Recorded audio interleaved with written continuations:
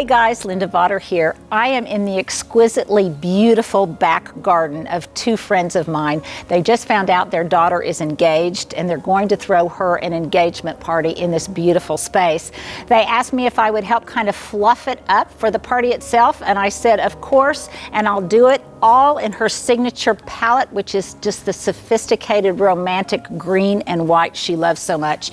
So I've selected lots of annuals and blooming perennials that I think will just really be spectacular, but I've got one amazing special component, and that's Jubilation Gardenias from the Southern Living Plant Collection. They're on this glorious glossy leaved shrub. They've got these pristine, really beautiful white flowers that will perfectly echo all of the other white that I'm using in the garden. But most importantly, they're going to infuse this entire space with their aroma and their scent. It should be incredible, magical actually.